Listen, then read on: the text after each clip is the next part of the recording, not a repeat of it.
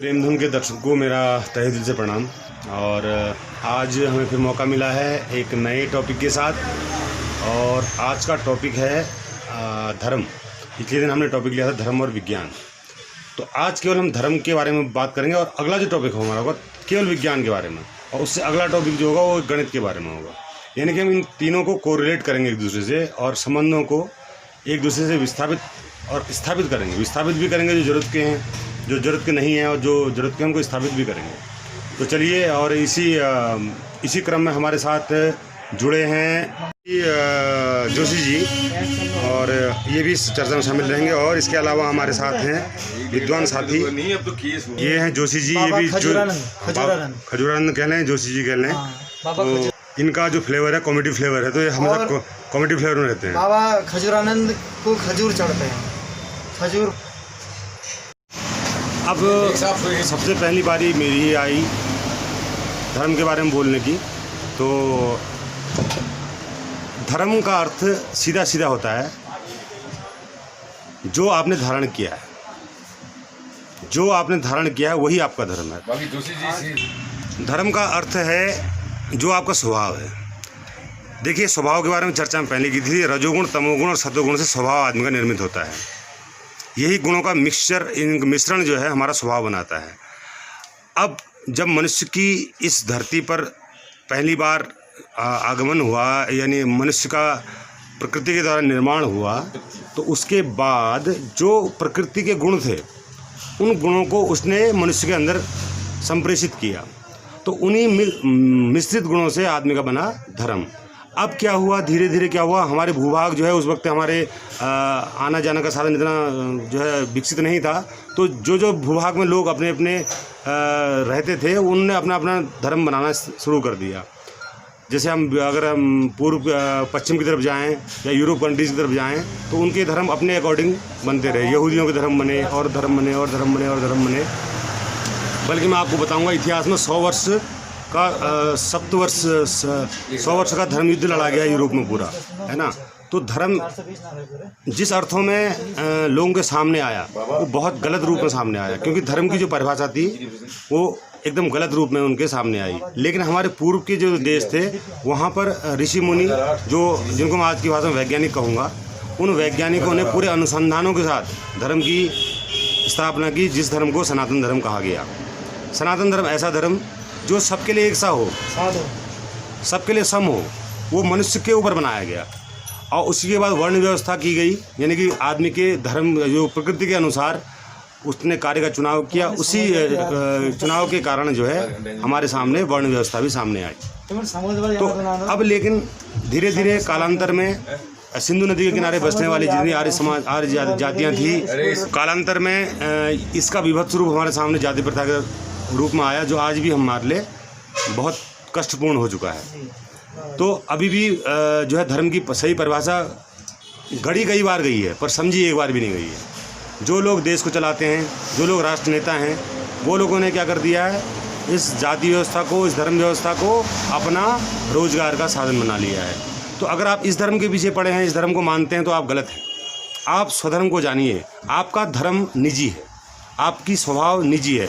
अपने स्वभाव को पहचानिए।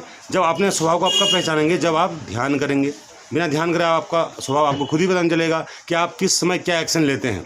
हाँ, ऊपर ही ऊपर मैं कहूँ 1-2% आप अपने नेचर के बारे में पता कर सकते हैं कि मैं कैसा हूँ, लेकिन बाकी 98% तो आपका अंदर जो है अवचेतन में बंद रहता है। उसको तो आप जान ही नहीं पाते कि मेरा प्रकृति कैसी है, मेरा धर्म कैसा है। तो हिंदू, मुस्लिम, सिख, ईसाई जो भी धर्म है, ये संप्रदाय हैं, ये कहीं से कहीं धर्म नहीं है। धर्म एक ही है, दैट इज़ सनातन धर्म, और वो सबके लिए एक सा है। उसके रूल्स आपके प्रकृति के अनुसार बदलने लायक भी हैं। मतलब ये नहीं कि आपने 16 संस्कार आपके हैं, दुनिया भर के संस्कार, कर्मकांड, इनको आप मान लें तब आप सनातनी है, नहीं है। सनातनी तो वो ऋषि जो हिमालय में बैठा तपस्या कर रहा है, जो यहाँ 6 वर्ष से 10 वर्ष की उम्र में चला गया या किसी उम्र में चला गया, उसका धर्म क्या है, उसका धर्म क्या है, उस धर्म को पहचानिए, वही आपका असली धर्म है। तो आपको अपने असली धर्म तक अगर पहुँचना है तो आपको किसी गुरु की शरण में जाना होगा और स्वधर्म को समझना होगा, जानना होगा, और स्वधर्म ही सनातन धर्म है। ये मेरी परिभाषा धर्म के अनुसार। अब हम अपने साथी विद्वान गणों से भी धर्म की परिभाषा पूछते हैं।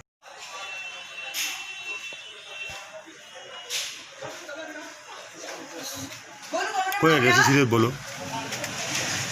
हाँ, मैं हरीश जोशी। आज का टॉपिक है कि धर्म के विषय में कि धर्म क्या है, धर्म की परिभाषा। अब मेरे हिसाब से तो धर्म, जहाँ तक मेरा सवाल है, जीव हमारी जाति है, मानव धर्म हमारा, हिंदू मुस्लिम सिख ईसाई धर्म न कोई न। ये जो विभाजनवाद पूरी दुनिया के धर्म के ठेकेदारों ने, पूरी दुनिया में धर्म के ठेकेदारों ने हमें जो है विभाजित कर दिया है, जबकि पूरे संसार में एक ही धर्म है, वो है मानव धर्म। कि आज के लोगों ने हमें धर्म इस प्रकार विभाजित कर दिया कि मानव का दानव बना दिया।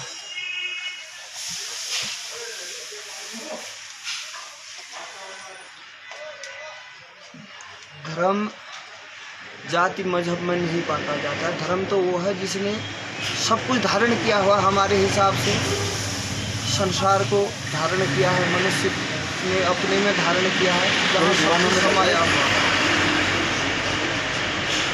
और धर्म की कोई गहराई में भी जाना चाहता है तो उसे अंत में यही मिलेगा कि पहुँचते पहुँचते उसे शांति की खोज मिलेगी।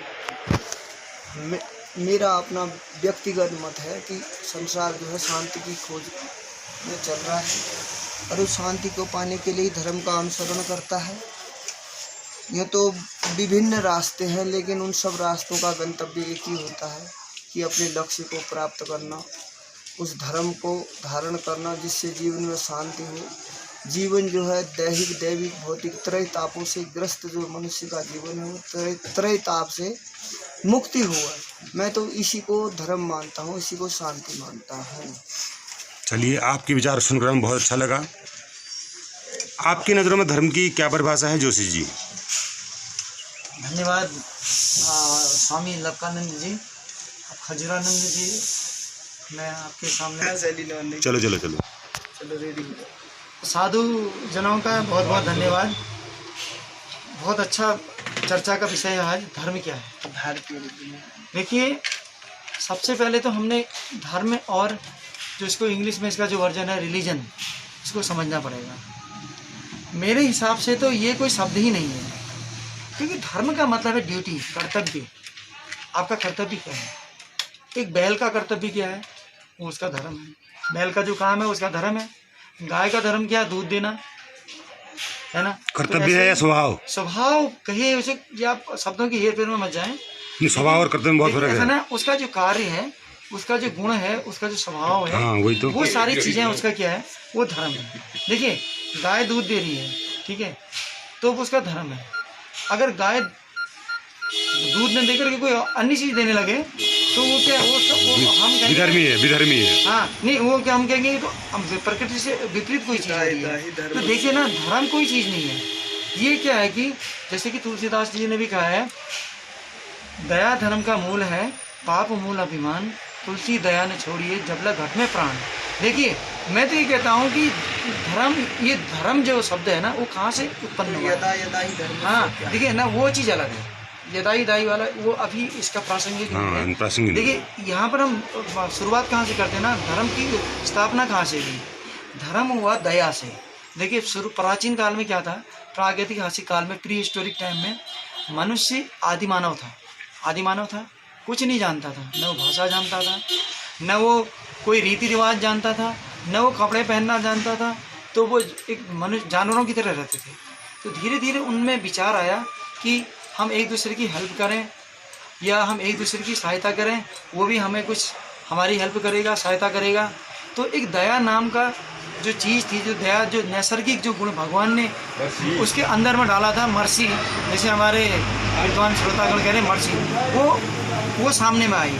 तो दया को लेकर के जितने भी नियम बनाए गए, ये मेरा है, ये तुम्हारा है, इसको ऐसे खाना है, इसको ऐसे बांटना है, हमने एक दूसरे से ऐसे व्यवहार करना है, ये जो सारे शुरुआत में जो नियम बनाए गए, बाद में लोगों ने इसको धर्म का नाम दे दिया गया।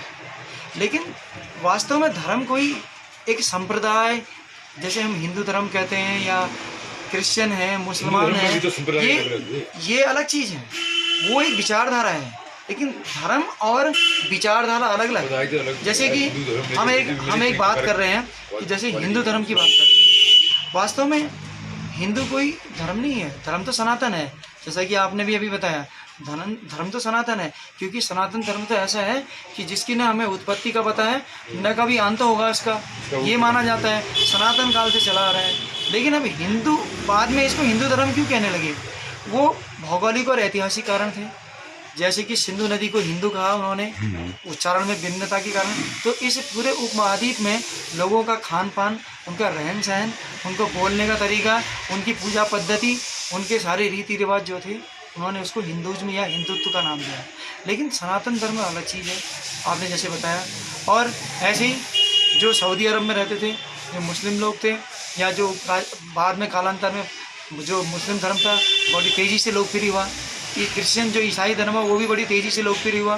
क्यों हुआ? वो एक विचारधारा थी, जो उनके प्रवर्तक थे, उनने जो संसार में, समाज में जो कुरीतियाँ थी, जो पाखंड थे, जो आडंबर थे, उनको दूर करने का प्रयास किया।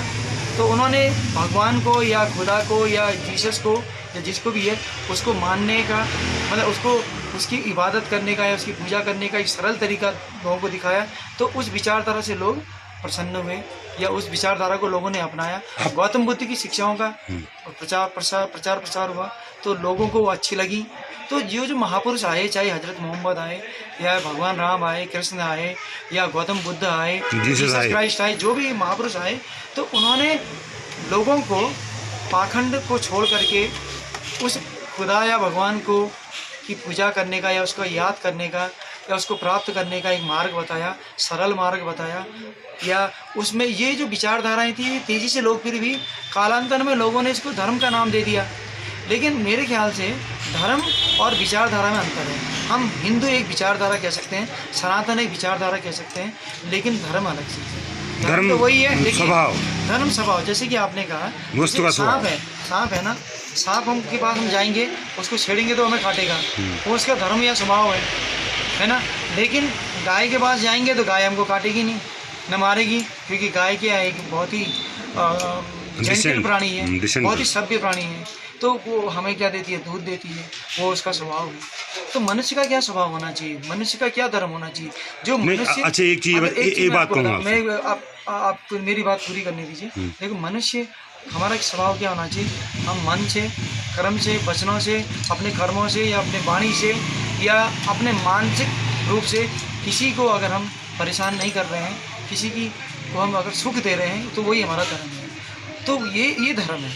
लेकिन विचारधारा अलग चीज़ है। तो ये चर्चा बहुत अच्छी रही, और मैं भी अपना वक्तव्य रख चुका हूँ। लेकिन कुछ बातें ऐसी हैं जो और भी इसमें कही जा सकती हैं। लोग धर्म की जब बात करते हैं, जब लोग बात करते हैं, तो वो उस सड़े हुए धर्म की बात करते हैं जिससे अब बदबू आ चुकी है, महक आ रही है, इतनी स्मेल आ रही है। किसी भी धर्म को देख लो, सब बदबूदार हो चुके हैं, कहीं से भी कोई महक नहीं आती है। लड़ाई की, दूसरे धर्म को नीचा दिखाने की, अपने आप को, अपना वर्चस्व बढ़ाने की, ये लड़ाई चल रही है। आज आप देख रहे होंगे, चीन जो साम्यवादी देश है, उसका भी धर्म है, उसका कोई धर्म नहीं है, हम नहीं कह, उसका भी धर्म क्या है? विस्तारवादी नीतिगत स्वभाव उसका धर्म है। तो जैसा कि चर्चा में कहा गया कि स्वभाव ही धर्म है, तो अब प्रश्न यह उठता है कि हम अपना धर्म कैसे तय करें कि मेरा धर्म क्या है। यह तय होता है अपने बारे में विश्लेषण करके।